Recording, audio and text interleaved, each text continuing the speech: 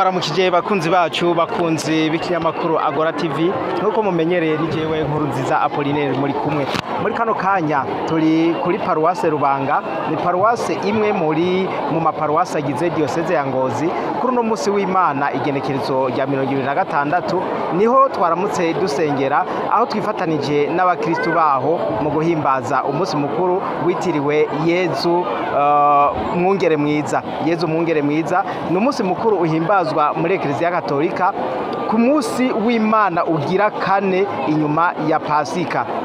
Inyuma y'umunsi mukuru wa Pasika umunsi w'Imana ugira kane muri Eklezia Katolika barahimbaza uwo munsi mukuru witiriwe Yezu mwungere mwiza.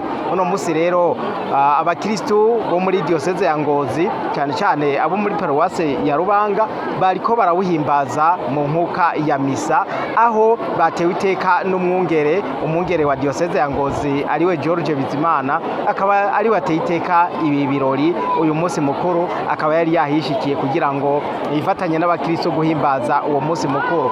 Mbere haruhande y'icyo nuko uwo munsi mukuru ariwo n'umunsi mukuru wita umunsi mukuru witogwa nibaho bahimbaza umunsi mukuru witogwa akaba rero mu kuwihimbaza abakirisu cyane cyane bugwaruka bari mu maparuwase atandukanye bari mu mihari ni umugwi bawita umugwi witogwa bari muri uwo mugwi witogwa rero mu maparuwase atandukanye bakaba baserukiwe na bamwe muri bagenzi babo kugira ngo nabo bahimbaze umunsi mukuru bakaba bahuriye kuri no paruwase ya Rubanga.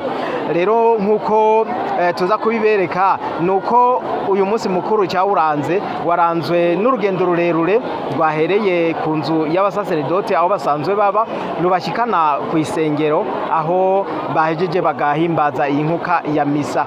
Iyo nkuka ya misa rero yarigizwe n'abakristo benshi cyane hamwe n'abasaseredoti batari bake bavuye mu mihingo itandukanye hamwe n'abandi biheberamana bari baje nabo nyene gusengera kuri iyo paruwase. None rero bakunzi bacu karakanyamuneza turiko turabagaragariza tubereka ingene vyari vyifashe. Inyuma yo ngaho ico tubona nuko imisa isohotse abakristo bateguye agatutu aho baza gusangirira tukibaza yuko natwebwe baza kudutumira tugasangira nitugire Kristo.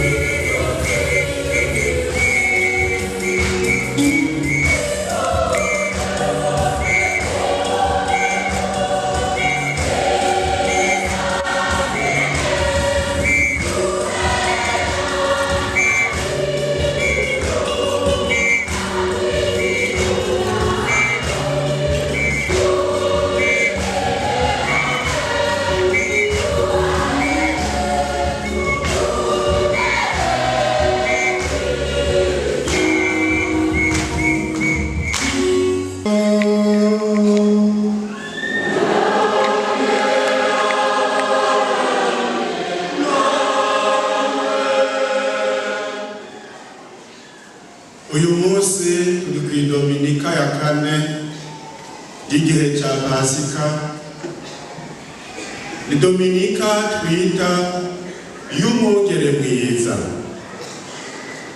aho tuzirikana Yezu nyene atwidondora. Muraza kubyumva mu isomo c'Injili katubwira ati ndi umwungere mwiza, nkaba n'irembo ry'intama.